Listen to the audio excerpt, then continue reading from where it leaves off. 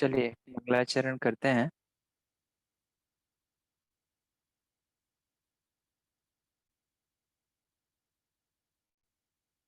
नमो अरिहंताणं, नमो सिद्धाणं, नमो आयरियाणं, नमो उवज्झायाणं, नमो लोये सवसाहुम्। ओंकारं संयुक्तं नित्यं ध्यन्ति योगिनः, कामदं मोक्षदं चैव ओंकाराय नमो नमः।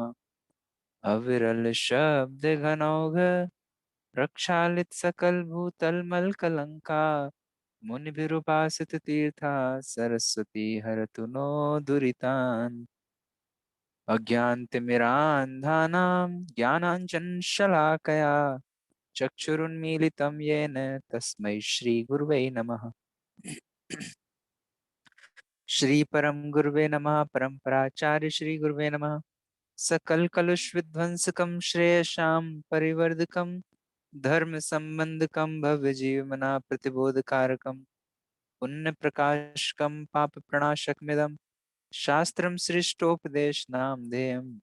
अस्य मूल ग्रंथ कर्तारा श्री सर्वज्ञ देवास्तदुत्तर ग्रंथ कर्तारा श्री गणधर देवा, प्रतिगणधर देवास्तेषां वचनानुसारमासाद्य श्रीमद्भगवत पूज्यपाद आचार्य देव विरचितम् श्रोतारः सावधानतया शृण्वन्तु।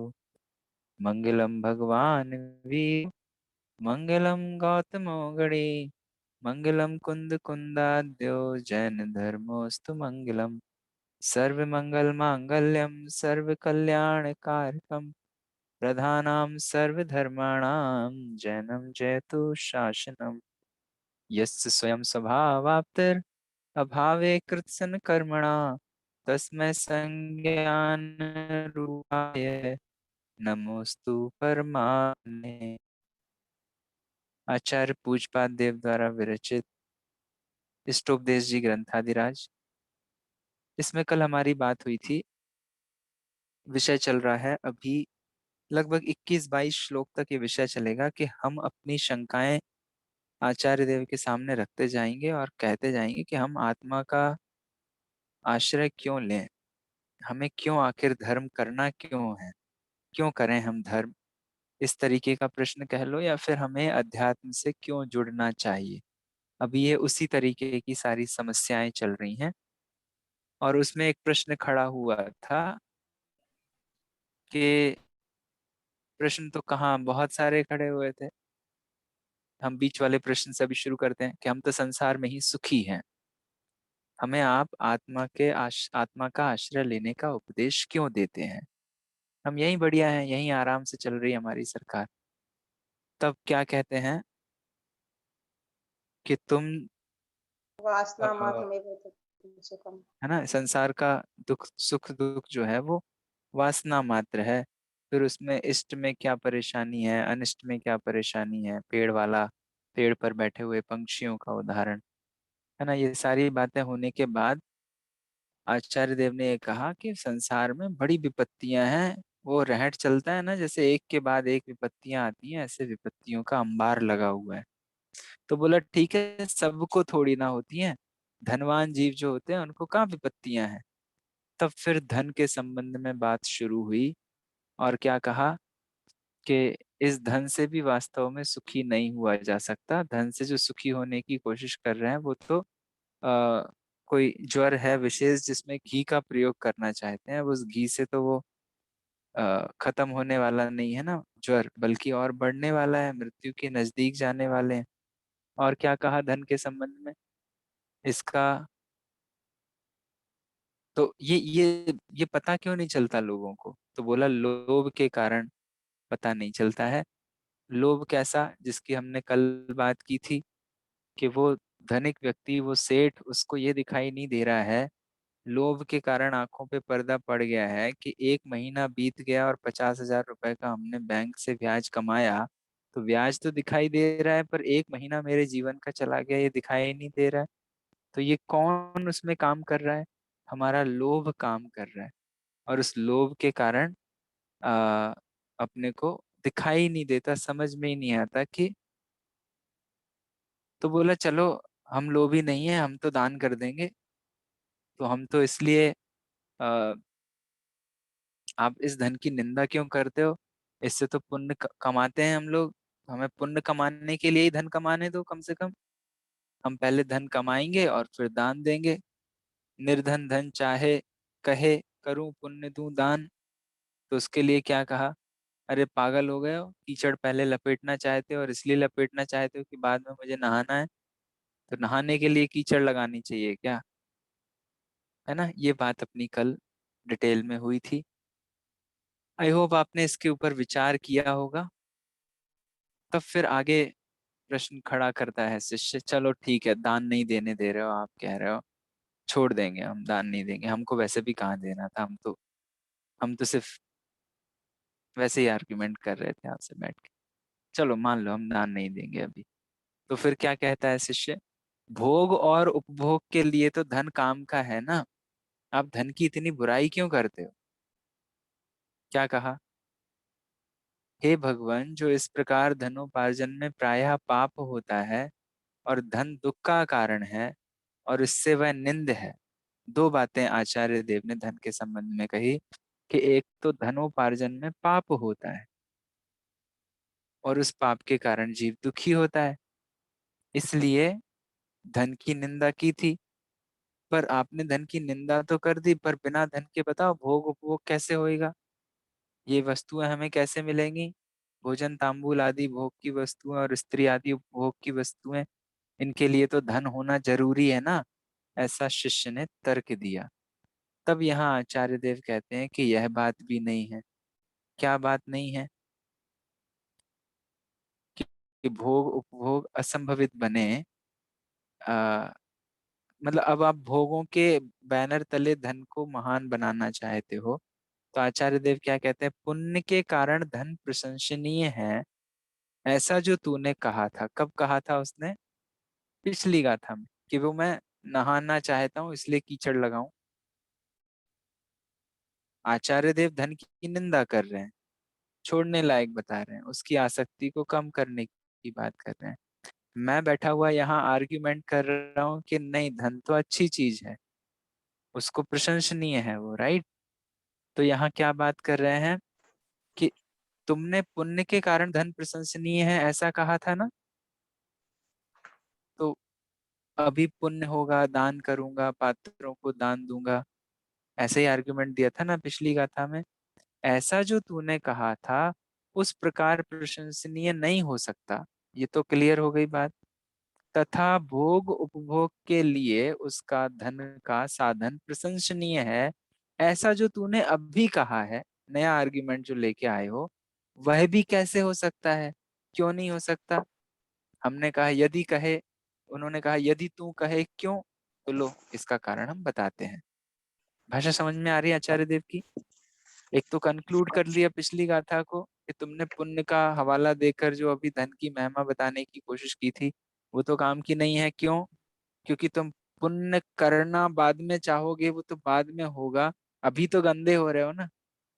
क्या भरोसा है, तुमने कमाई में जितना पाप किया उससे उससे ज्यादा पुण्य का काम आपको नहीं करने मिला, तो पाप तो कमा ही लिया ना। तो वो एक बात हो गई। अब बात करते हैं कि भोग उपभोग के लिए जो तुम धन की बात करना चाहते हो वो भी ठीक नहीं है। क्यों नहीं है, देखते हैं, उसके बारे में बात करते हैं। 17वीं गाथा है, पढ़ते हैं। आरंभे तापकान प्राप्ता वतृप्ते प्रतिपादकान अन्ते सुदुस्त्यजान कामम कामान कह सेवते सुधी भोगार्जन दुखद महा प्राप्ति समय अतृप्ति और भोग त्याग के समय कठिन सुधि छोड़ आसक्ति। भोगों से, धन के आधार से भोग मिलेंगे और भोगों से हम सुखी होंगे, ये हमने तर्क दिया। तो आचार्य देव ने ये आर्गुमेंट खड़ा नहीं किया कि भोगों से सुख नहीं, धन से भोग नहीं मिलते, छोड़ दो, हम तो तुम्हारे भोग वाली ही जड़ पहले खत्म कर देते हैं, तो तुम्हारा आर्ग्यूमेंट ही नल एंड वॉइड हो जाएगा। क्या कहा?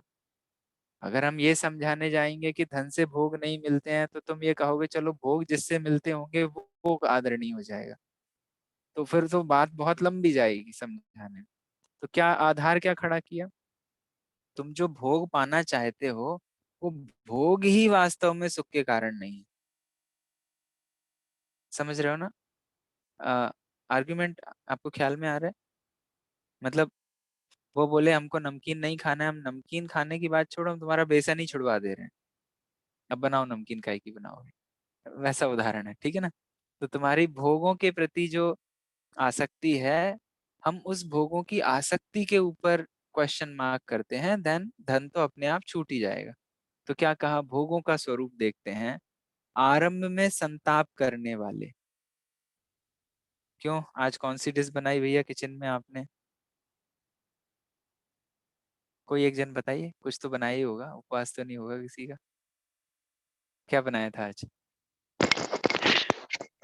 ढोकला बनाया था भैया। ढोकला बनाया था। कितना टाइम लगा था उसको बनाने में, तैयारी करने में?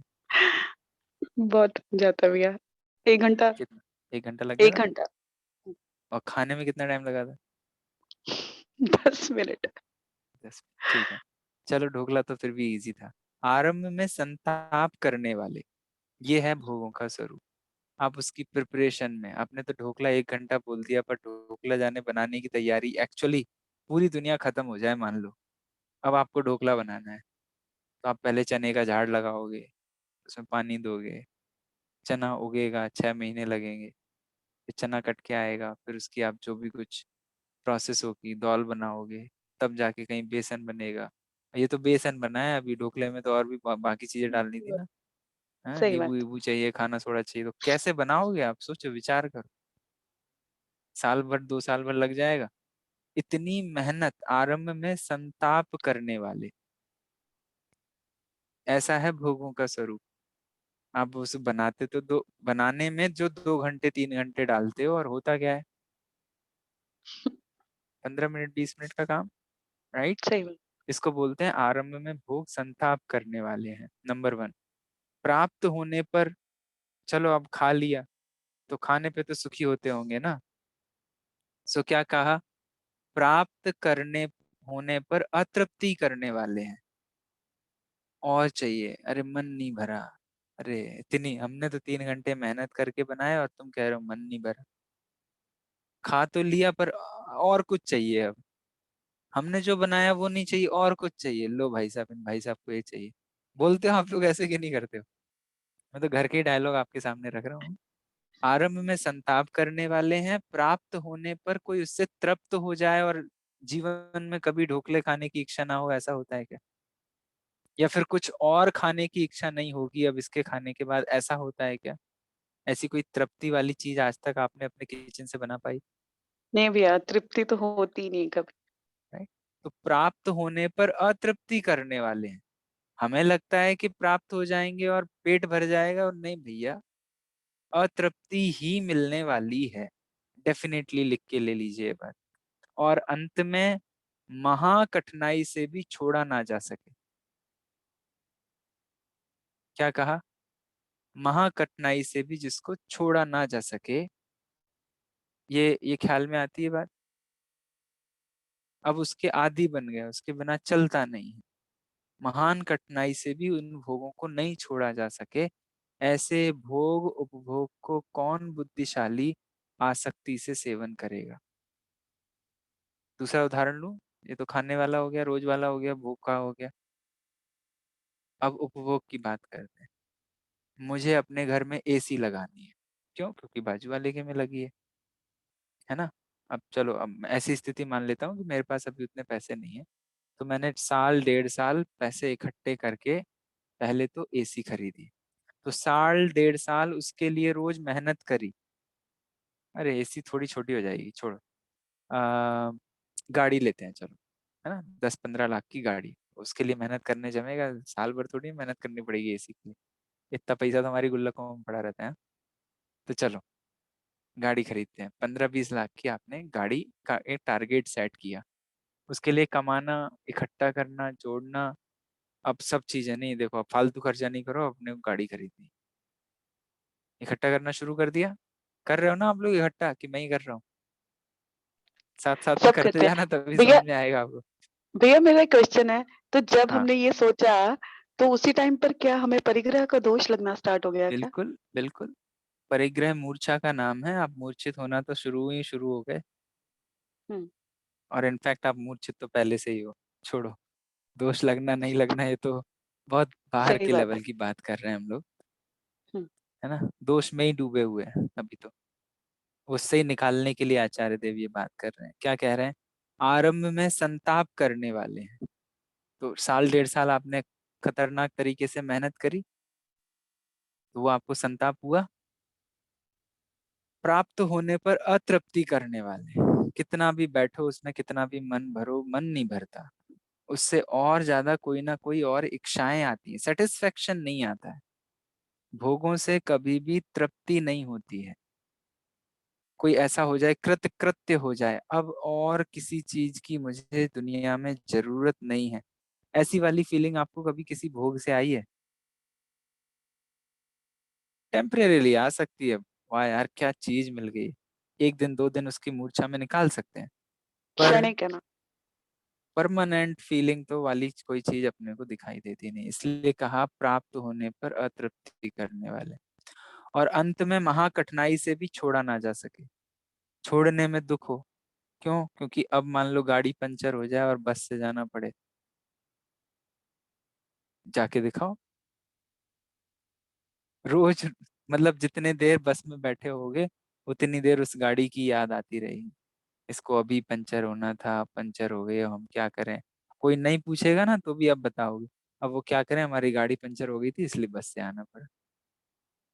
इसका मतलब क्या है? अभी महान कठिनाई से भी ना छोड़ा जा सकने वाला स्वरूप है इनका। ऐसा है विषय। विषय के तीन विशेषण क्या दिए? आरंभ में संताप,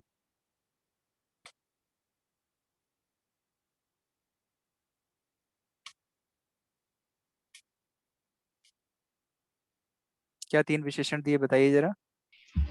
पहला आगे आप आरंभ में तब संताप करने वाले, फिर प्राप्त होने हम्म, पर भी अतृप्ति करने वाले, और बाद में कठिनाई से भी ना छोड़े जा सकने वाले। तीनों विशेषण याद रहेंगे।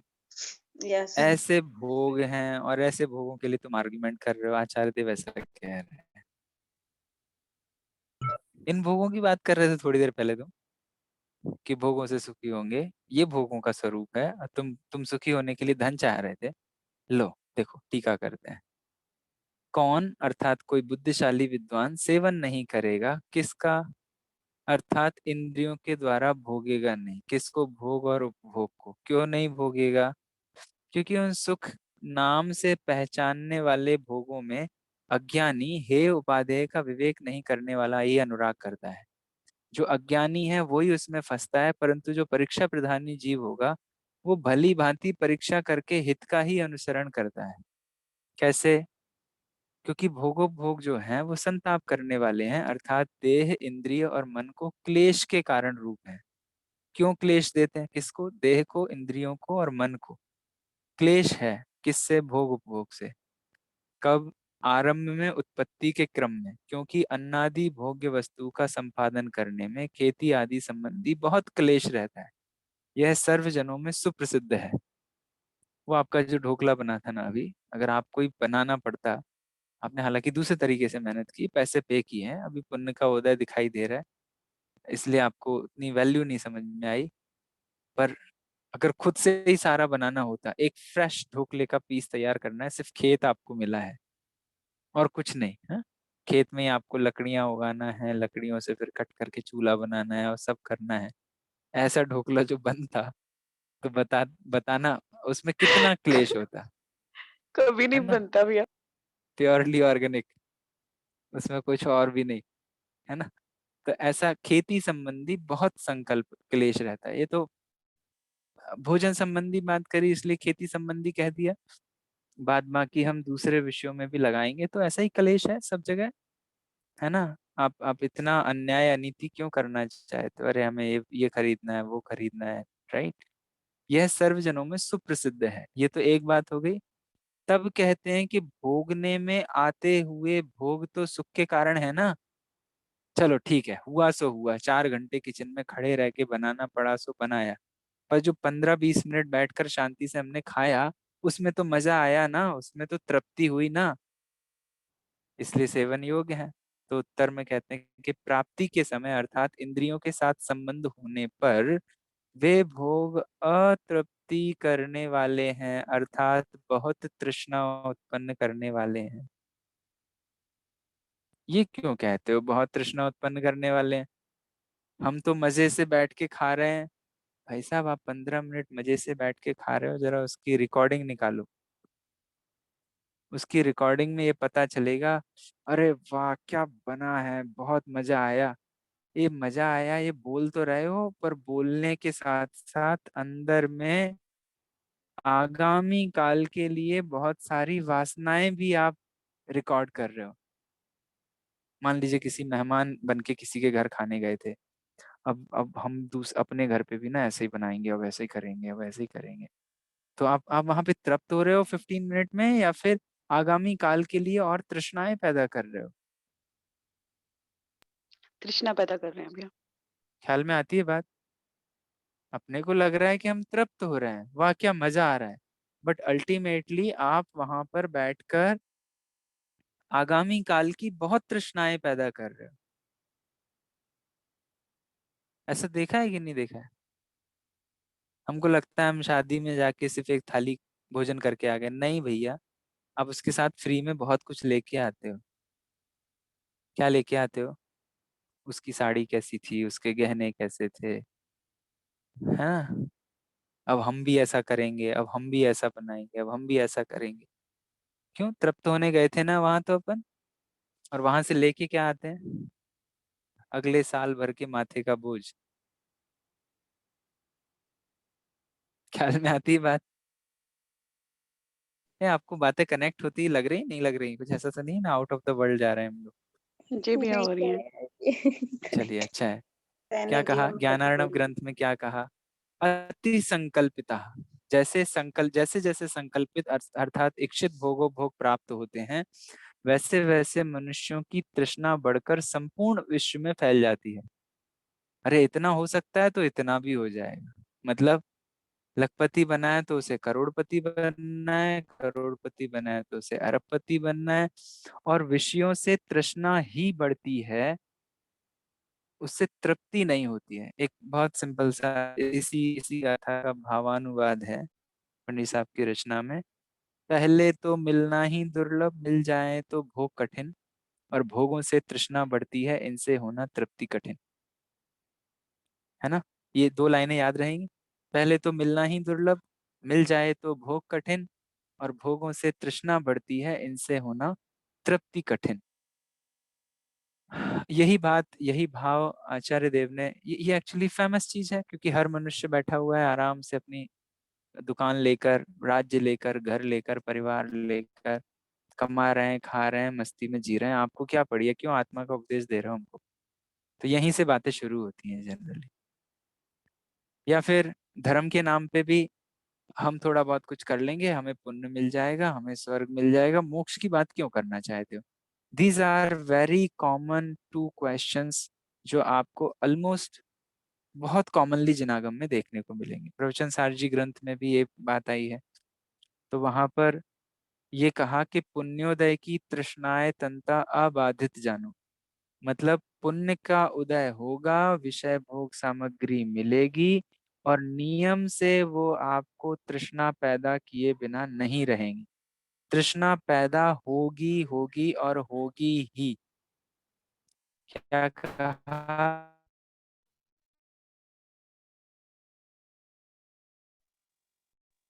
क्या कहा?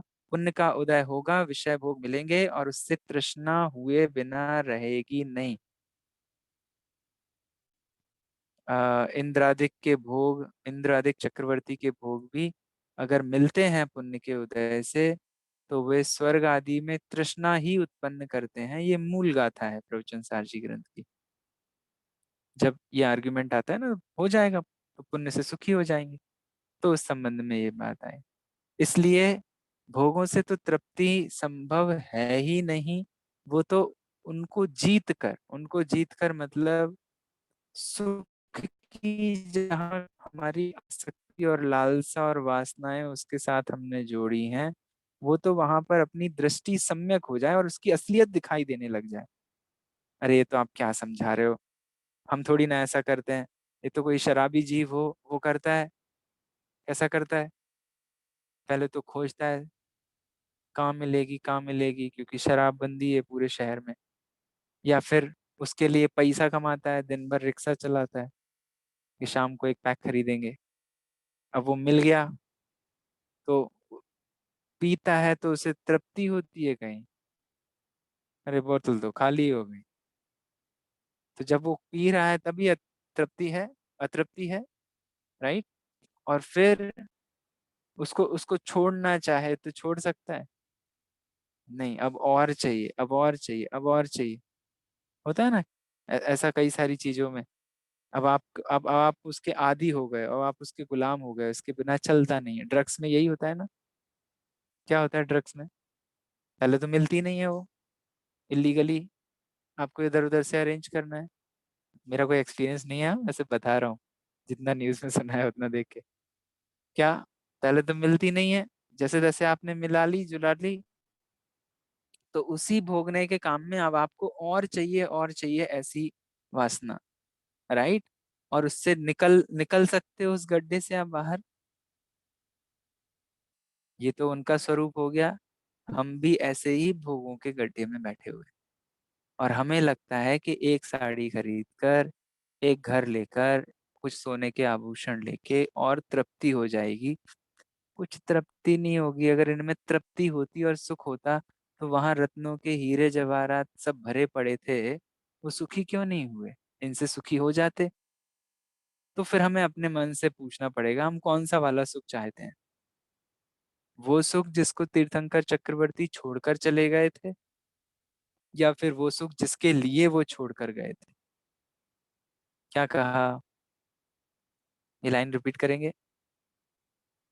कौन सा वाला जिस सुख चाहिए? जिसके लिए वो क्षणिक छोड़कर में गए थे। हुँ। इंद्रिय जिसको या वो छोड़कर चले गए थे, जिनको तुम त्यागे तुच्छ जान वे उन्हें मानते हैं महान, उनकी ही निस्तिन करी आस कैसे कटता संसार पाश। रोज रोज वही भोग चाहते हो तो अब संसार पाश कैसे कटेगा? है ना। मैं दान दिया अभिमान ठान पूजा कीनी वरदान मांग। पूजन की पंक्तियां हैं, आई थिंक सिद्ध पूजन की जयमाला में है ये पंक्तियां। देख लीजिएगा, मिल जाएंगे आपको जन दर्शनों में।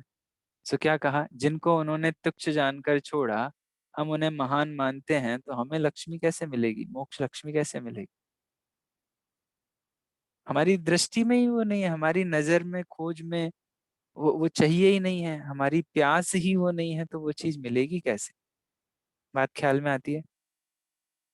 तो जिसके लिए वो छोड़ कर गए हैं वैसा सुख, जिस परम सुख को पाने के लिए वो राज्य सुख को छोड़ के गए, वैसा परम सुख हमारे लिए दृष्टि में उपादेय है? या फिर जिसको वो छोड़ के गए थे राज्य सुख को, हम वही पाना चाहते हैं? भगवान तुम तो चले गए, हमें ही दे जाते कुछ, ऐसे भिखारी बनना चाहते हैं?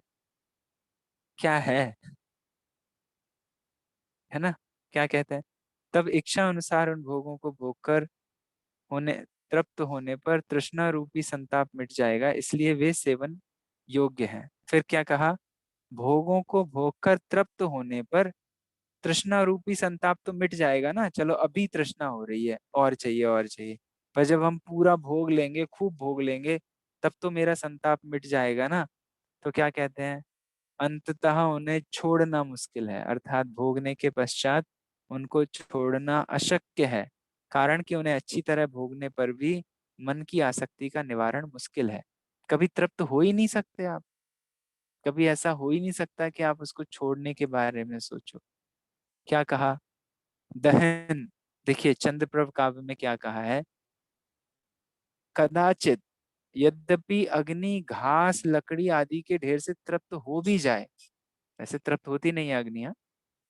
अग्नि तो और बढ़ेगी ना, अग्नि घास लकड़ी उसमें डालेंगे तो, घास लकड़ी इत्यादि डालेंगे, समुद्र सैकड़ों नदियों से तृप्त हो जाए, परंतु पुरुष इच्छित सुखों से तृप्त नहीं होता। अहो कर्म की ऐसी ही कोई विचित्र बलजोरी बलवान बना है। ये तो ऐसी ही साइकिल है। जितना जितना जिस जीव को इसमें इस दुनिया में भोग संयोग मिले हैं, जितना ऊपर उसकी साइकिल गई है, वो उतना नीचे गड्ढे में गिरा ही गिरा है।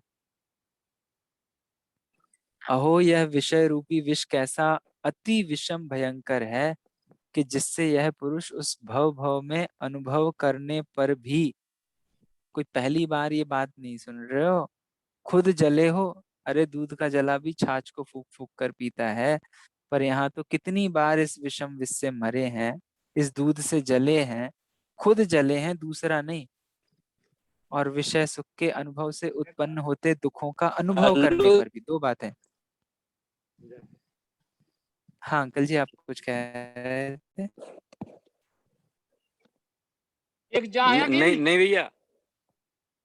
ओके ठीक है ठीक है। सो क्या कहा कि एक तो पुराना अनुभव भी हमारे पास है और वर्तमान अनुभव भी है। मिर्ची खा रहे हैं, दुखी हो रहे हैं, फिर भी खा रहे हैं, फिर भी लग रहा है इससे तृप्ति हो जाएगी।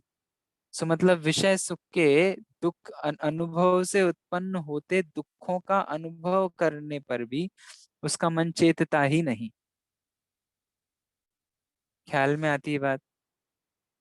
वर्तमान में दुखी हो रहे हैं, दिखाई दे रहा है, पर ठीक है चलो आगे कुछ हो जाएगा, आगे कुछ हो जाएगा। ये लोभ जो है ना, वर्तमान में दुख कैसे भोग रहे हैं। वो संसार वृक्ष वाला चित्र देखा है आपने?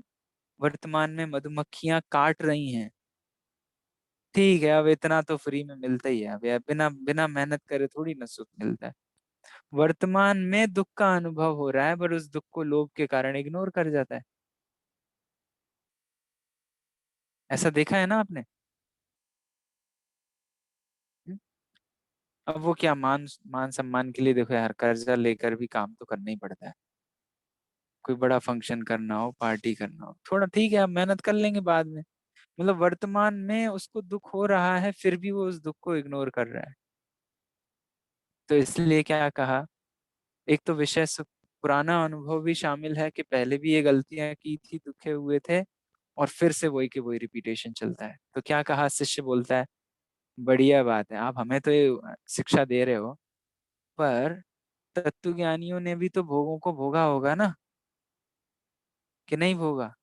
हमने तो कोई ऐसे तत्वज्ञानी नहीं सुने कि उन्होंने भोग नहीं भोगे हों।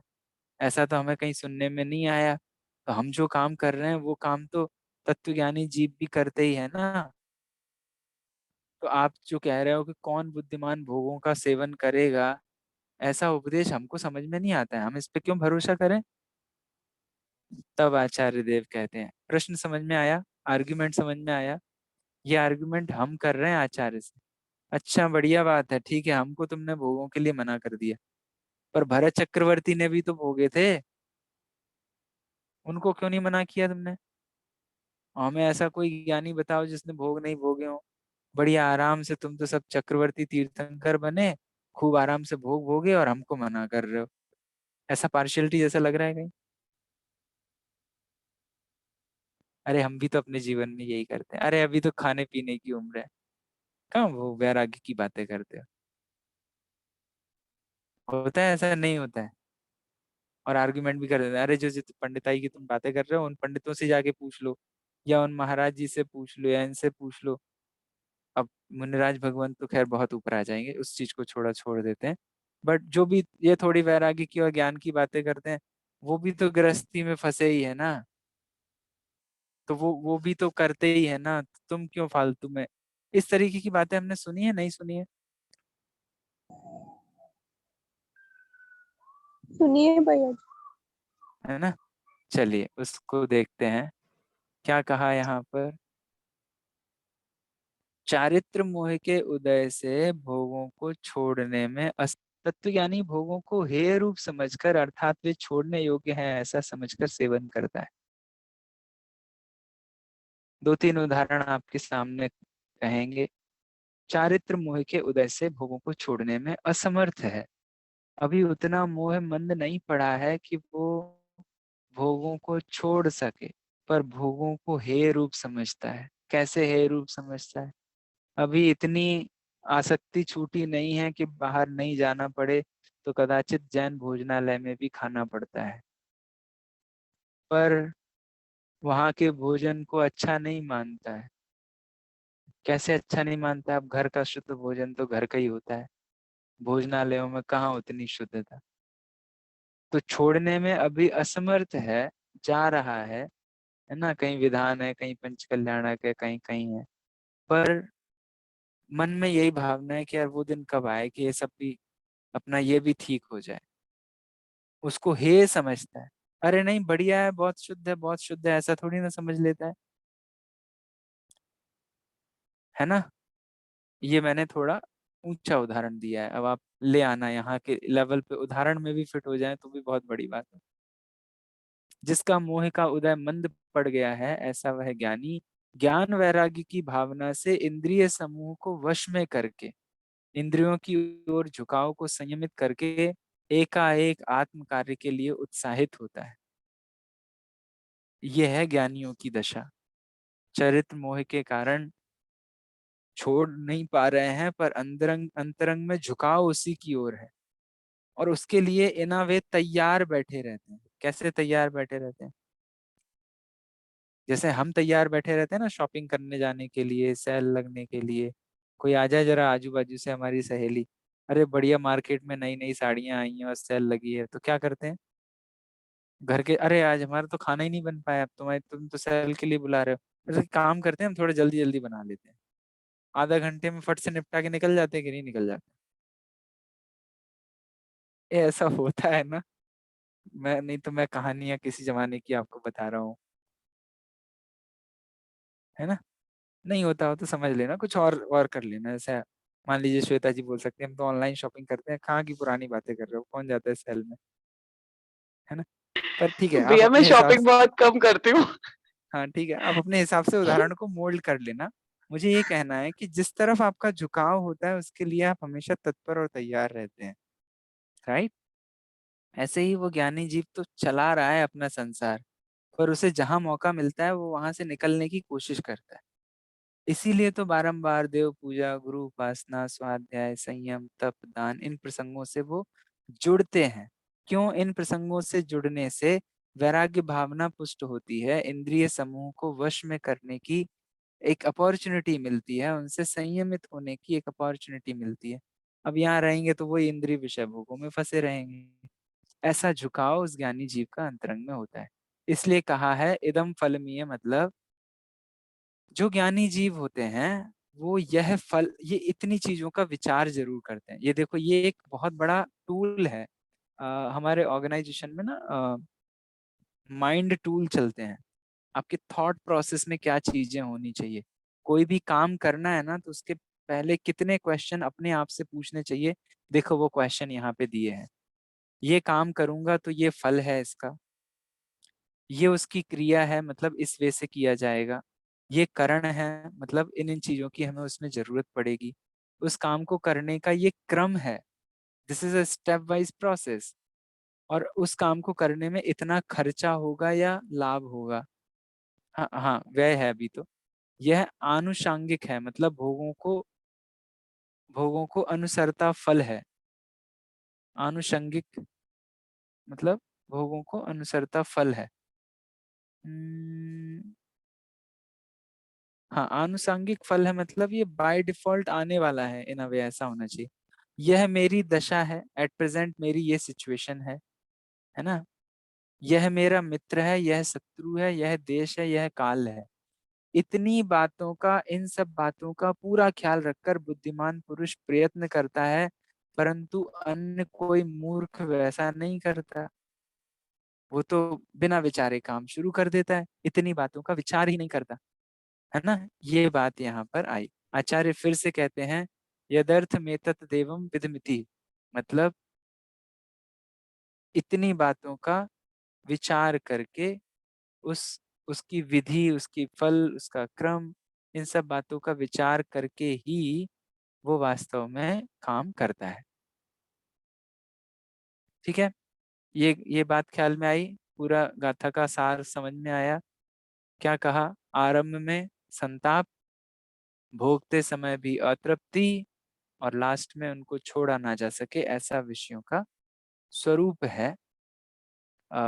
इसलिए ऐसे विषयों को तो ज्ञानी जन ग्रहण नहीं करते हैं, है ना। ये बात इसमें कही। देखिए मैं इसको भावार्थ एक बार फिर से पढ़ूं, उसी चीज को दोबारा से रिपीट कर रहे हैं, कंक्लूड कर रहे हैं। भोगोपभोग आदि मध्य अंत में क्लेश, तृष्णा और आसक्ति का कारणभूत है। लिख के रख लीजिएगा। क्लेश शुरुआत में, तृष्णा भोगते समय, आसक्ति अंत में। भोग्य वस्तुओं को प्राप्त करने में कृषि, नौकरी इत्यादि कारणों से आरंभ में शरीर, इंद्रियों और मन संबंधी क्लेश होता है, अत्यंत कष्ट पड़ता है। जब मुश्किल से भोग्य वस्तुएं प्राप्त होती हैं तब उनको भोगने पर भी तृप्ति नहीं होती।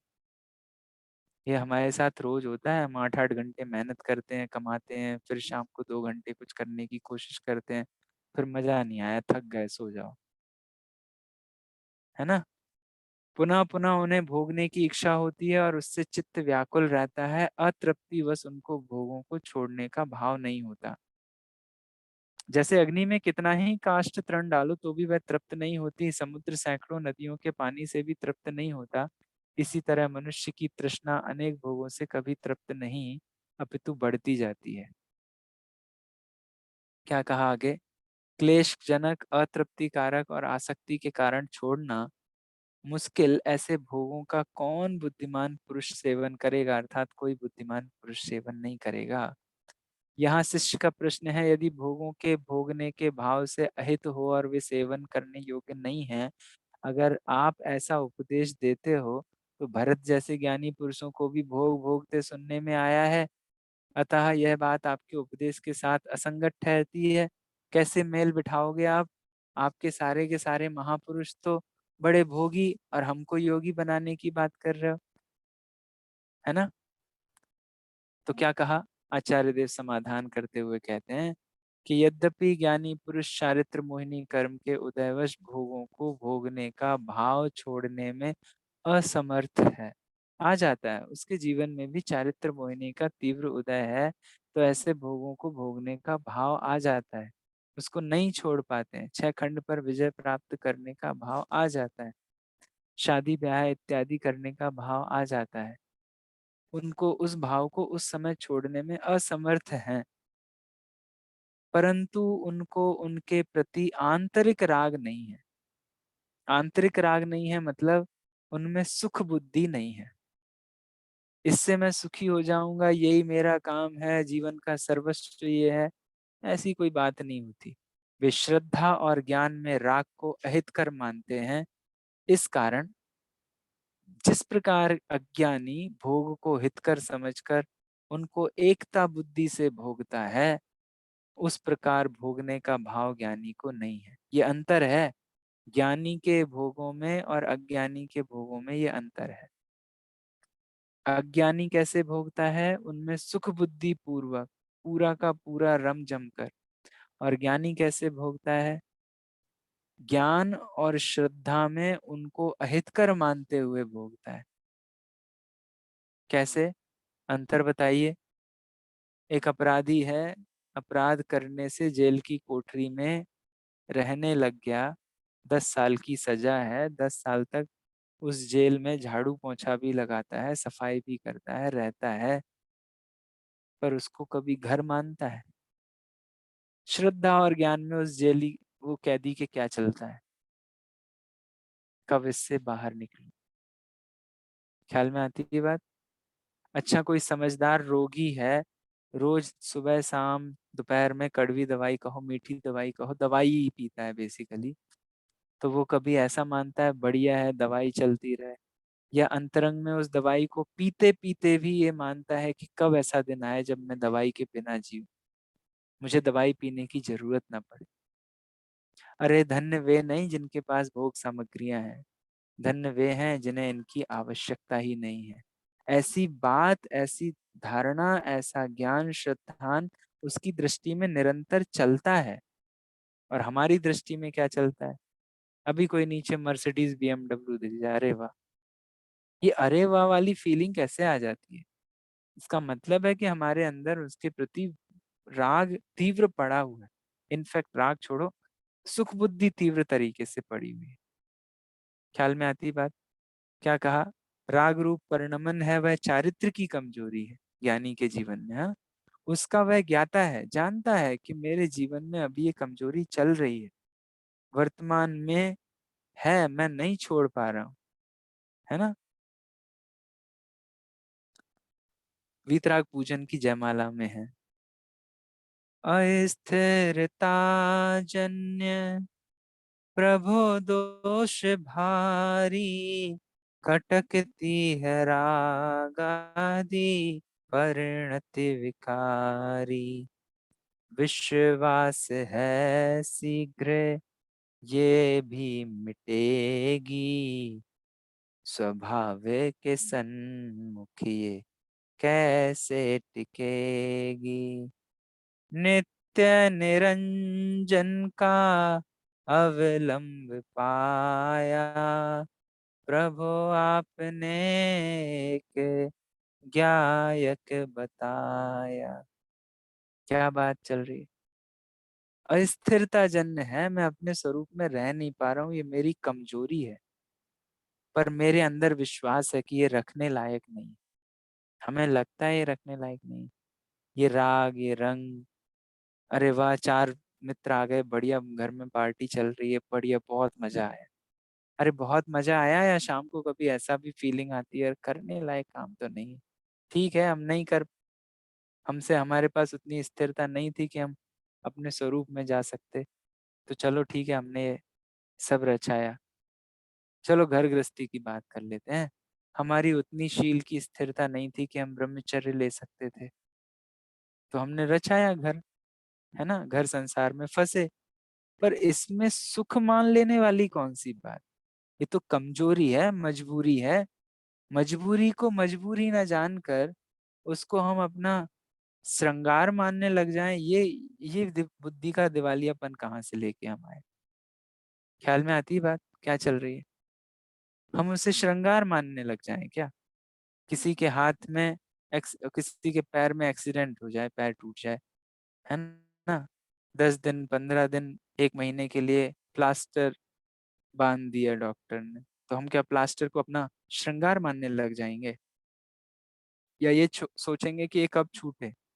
बैसाखियों के सहारे चलना पड़ रहा है अभी जब तक प्लास्टर बंधा है, तो क्या हम बैसाखियों को में ऐसी सुख बुद्धि मान लेंगे कि नहीं, बस ठीक है, हो गया, अपना बैसाखियों से चलते रहेंगे? क्या बोलते हैं, अस्थिरता जन्य है, हमारे पैरों में अभी वो सामर्थ्य नहीं है, तो बैसाखियों का सहारा लेके चल रहे हैं। पर ये कोई शोभा थोड़ी ना है, ये कोई श्रृंगार थोड़ी ना है।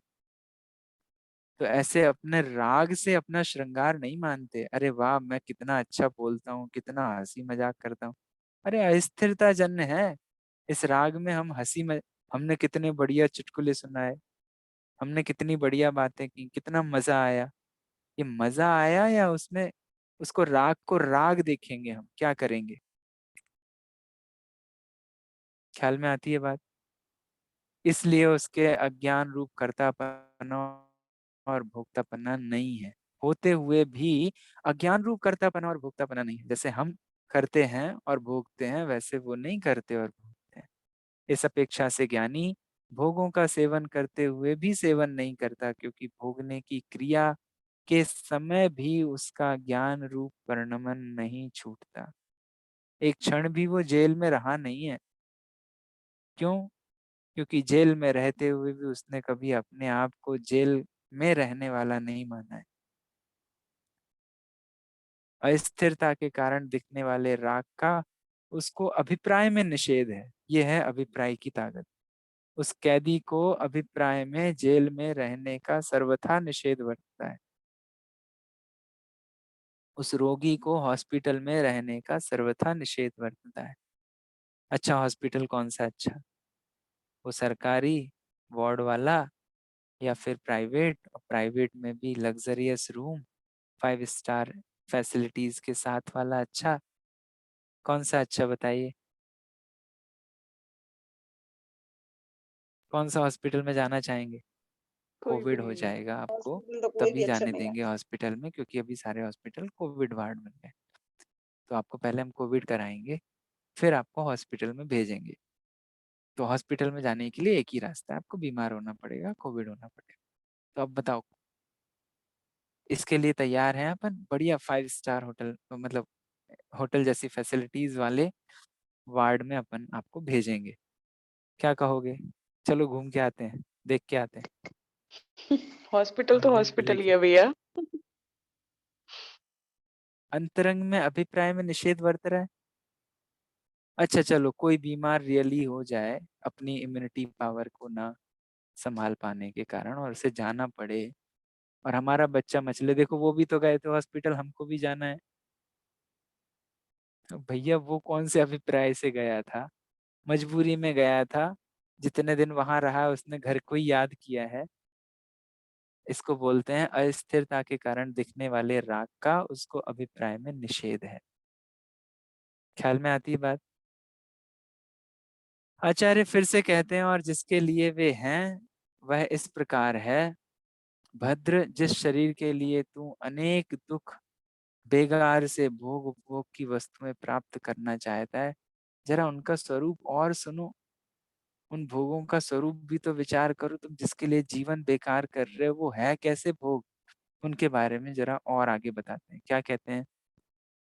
पहले तो भोग में अपने को समझ में आ गया कि भोगों का स्वरूप संताप, प्राप्ति में संताप, अ, भोगने में तृष्णा, और छूटने में महाकष्टकारी है। उन्हीं भोगों की अब आगे और बात बताते हैं। क्या कहते हैं? भवन्ति प्राप्य यत् संगम असुचिनिः शुचियन्यपि शकाया संतापायस्तदर्थं प्रार्थना वृथा। सकायः संततापायस्तदर्थं प्रार्थना व्यथा। क्या कहा? हो जाते शुचि भी असुचि, छूकर जिसको अर्थ, काया है अति वेगमय, उस हित भोग अनर्थ। देखिए आचार्य की ये शैली देखना, आप जहां बात कर रहे होगे ना, वो उस लेवल पे निषेध शुरू नहीं करेंगे, उसके एक लेवल और डीप जाके करेंगे।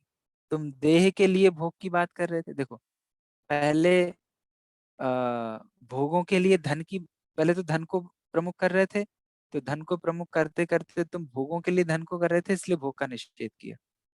अब भोग को आप शरीर के लिए प्रमुख कर रहे हो ना, तो शरीर का ही निषेध कर देते हैं। शरीर के ही बारे में बात कर लेते तो भोग अपने आप आपके बैकफुट पे चले जाएंगे। देखिए क्या कहते हैं, जिसका संग पाकर पवित्र पदार्थ भी अपवित्र हो जाते हैं, वह शरीर हमेशा बाधाओं सहित है, इसलिए उसके लिए भोग उपभोग की प्रार्थना करना व्यर्थ है। तुम एक करोगे, वहां पे 4 और नई परेशानियां खड़ी हो जाएंगी। ख्याल में आती बात? क्या कहा?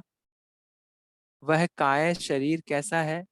सतत बाधा वाला है, अर्थात नित्य क्षुधा आदि बाधा वाला है। भूख शांत होती है तो कुछ और चाहिए, फिर कुछ और शांत होता है तो कुछ और चाहिए। ये तो हमने देखा ही है ना।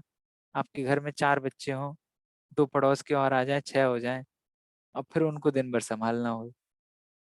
एक को खाना दो तो दूसरे को प्यास लगती है, फिर किसी को कुछ लगता है, फिर किसी को कुछ लगता है।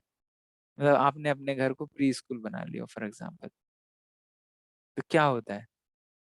अरे भैया जी बच्चे तो ऐसे ही हैं, इनको कोई शांत, इनको कभी आप ना तृप्त कर ही नहीं सकते। ऐसा सोचते हो कि नहीं सोचते हो? और यही फीलिंग अब आपको अपने अंदर लगानी है कि ये जो शरीर है ना, ये शरीर पांचों इंद्रियों से कभी ना कभी, कभी इससे डिमांड करेगा, कभी इससे डिमांड करेगा, कभी इससे डिमांड करेगा। तो क्या कहा? जिसके संग से, अर्थात जिस शरीर के संबंध से पवित्र व रमणीय भोजन वस्त्रादि वस्तुएं भी अपवित्र हो जाती हैं, ऐसा जो है उसके लिए, अर्थात सतत बाधा वाली काया पर पवित्र वस्तुओं से उपकार करने के लिए प्रार्थना अर्थात आकांक्षा करना व्यर्थ है। क्योंकि किसी उपाय से एकाध बाधा दूर करने में आवे तो भी प्रतिक्षण क्षण क्षण अन्य बाधाएं आ पड़े, वैसी संभावना है। होता है ना ऐसा? बच्चा हो, मचलता हो, उसको एक खिलौना दे दो 2 मिनट के लिए, भले शांत हो जाए, पर 1 दोगे तो अब 4 की डिमांड और करेगा। फिर उसको 4 दोगे तो वो और मचलेगा, फिर और करेगा। ऐसा हमने देखे है ना। तो क्या कहते हैं, अरे इसकी तृप्ति होने वाली नहीं है, इसको दे के कोई फायदा नहीं है, दे के कोई फायदा नहीं है। ये वाली फीलिंग आपने कभी महसूस की है?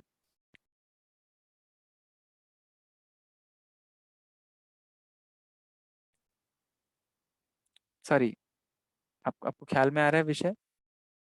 अरे इनके लिए कितना ही करो, ये तो हमेशा शिकायत ही करते हैं। फीलिंग आई जी होगी ना भैया। कभी तो अपने रिलेटिव्स के साथ ही। इनको अपने कितना साथ भी भी कर दो, आती इनको है कोई भैया। खुश नहीं कर सकता। अपने साथ भी आती है भैया।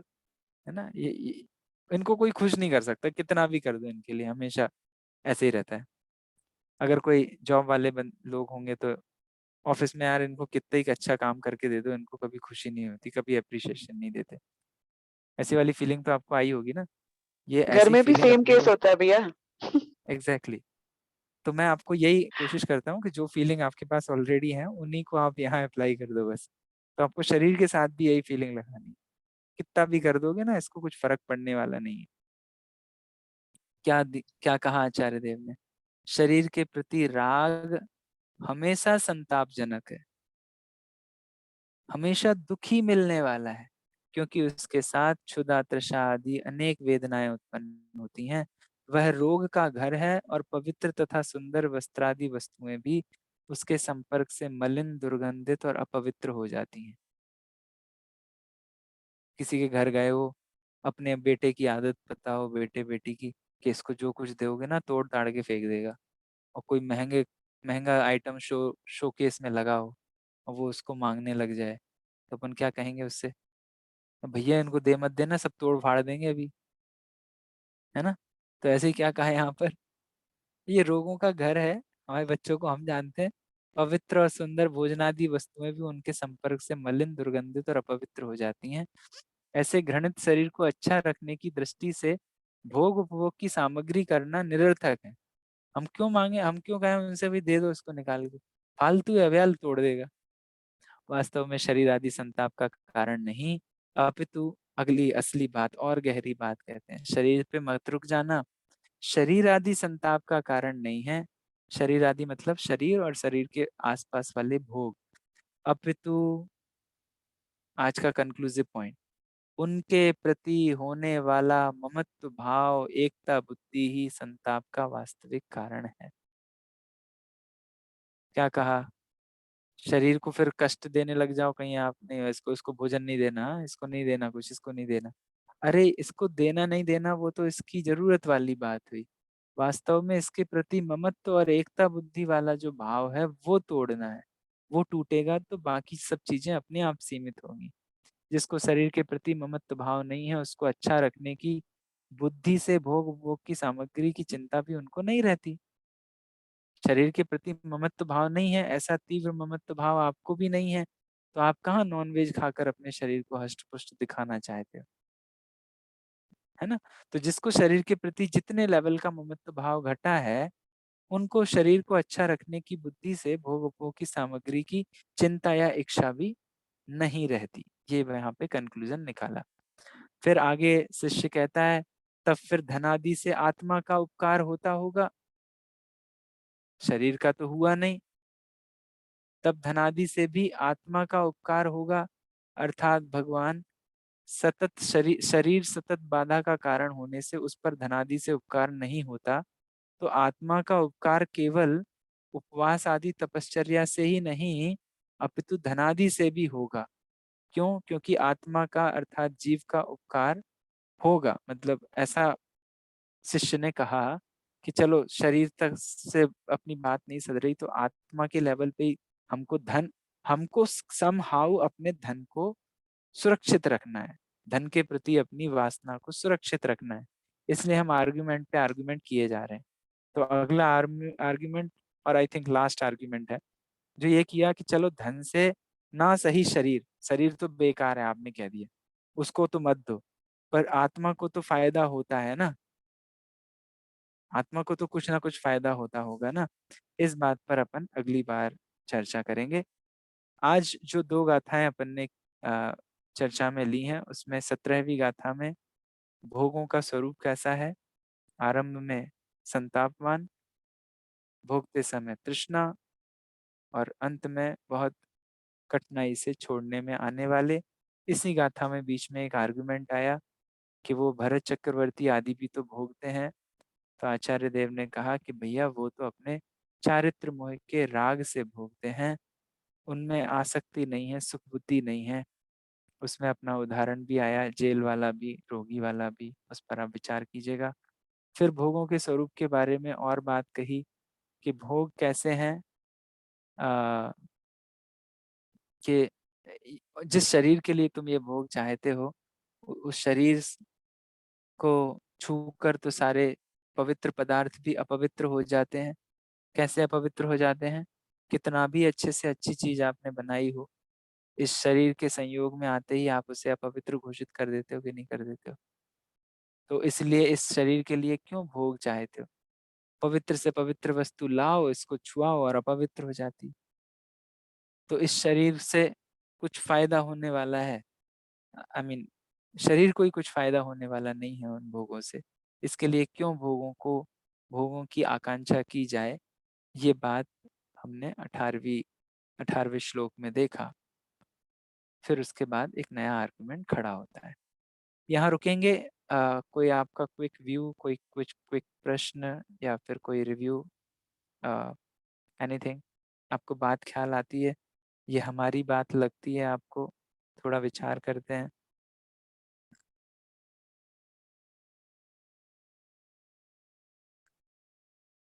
एक और बात मैं एज अ असाइनमेंट आपके सामने रखता हूँ कि आप जरा इन गाथाओं को हिंदी में ही याद करें भले, क्योंकि गाथाएं याद होंगी तो एक के बाद एक क्या विषय आया है वो आपको ख्याल में आएगा।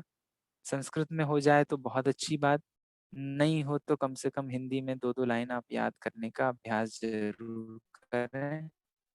और आ,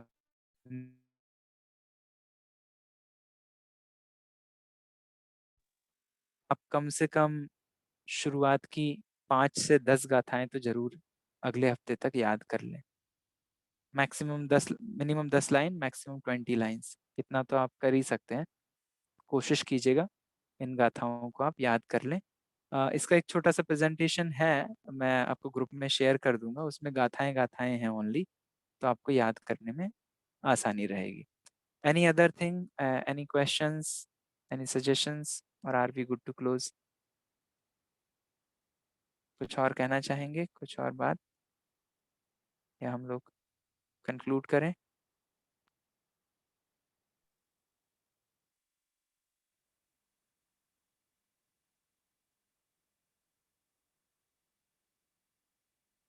चलिए स्पेसिफिक क्वेश्चन पूछता हूँ। हमको अपनी बात लग रही है, ये ख्याल में आ रहा है थोड़ा बहुत? बिल्कुल भैया जी, प्रैक्टिकल जीवन में सब होता है, लेकिन फिर भी बस ठीक उसमें। है, ठीक है, उसका उपाय आगे बताने वाले हैं वो। ये तो शुरुआत में भूमिका बन रही है। आज मैंने थोड़ा आगे का विषय भी पढ़ा है, इसलिए आपको क्लू दे देता हूँ। आगे ये सब बात आने वाली है कि ये सिर्फ रोकर दुखी करके नहीं जाने वाले हैं आचार्य अपने को। ये तो अपने अभी क्या बोलते हैं, डायग्नोसिस कर रहे हैं। हम उनके साथ आर्ग्यूमेंट कर रहे हैं। हम जहाँ फंसे हुए हैं वो वहां से हमें निकाल रहे हैं। देन उसके आगे बहुत सारे सॉल्यूशंस आचार्य यहाँ पर हमको देने वाले हैं। ठीक है, अभी विराम भैया लेंगे। संयमी हाँ, पुरुषों को सॉरी, संयमी क्या बोला पुरुषों आपने? को द्विज कहने में आता है क्या? हाँ, दूसरा जन्म उनका होता है। अ, संयमी पुरुषों का। मुनि- हाँ, मुनिराज मुनिराज के संबंध में मुझे ख्याल है ये बात। दूसरा जन्म अच्छा। उनका कहा जाता है। वो पुराना पुराना घर बार से संपूर्ण मोह माया छोड़ देते हैं। इस हम्म। अपेक्षा से उनको द्विज कहा जाता है। द्विजन्म, जिसका दोबारा जन्म हो दोबारा उसको जन्म द्विज। हो। ठीक। ठीक है, अभी लेंगे। आप लोग विचार कीजिएगा, असाइनमेंट याद रखिएगा। कम से कम 5 गाथाएं, और अच्छा हो तो पूरी, और नहीं तो 5 से 10 गाथाओं को याद करना है। हिंदी में कर लीजिए, संस्कृत में कर सके तो बेटर है। कोशिश कर रहे हैं भैया जी, संस्कृत की कर रहे हैं कोशिश तो। हाँ, देखते जिसकी भी करो, भाव समझ में आना चाहिए आपको, हैं। बिल्कुल। विषय ख्याल में आए। जैसे ही आप वो 2 लाइन पढ़ो, आपको वो पूरी गाथा और उसके अराउंड जो भी डिस्कशन हुआ है वो आपको याद रह जाए, ये भावना मेन है, भाषा कोई भी हो, ठीक है ना। चलिए अभी जिनवाणी स्तुति करेंगे। निज निधि निज में बताई यह अनंत उपकार है, इसके लिए जिनवाणी माँ को वंदना शत बार है, इसके लिए जिनवाणी माँ को वंदना शत बार है। बोलिए द्वाद संग में जिनवाणी माता की, महान जैन धर्म की जय हो। जय हो। जय जिनेन्द्र। जय जिनेन्द्र, जय जिनेन्द्र भैया, जय जिनेन्द्र।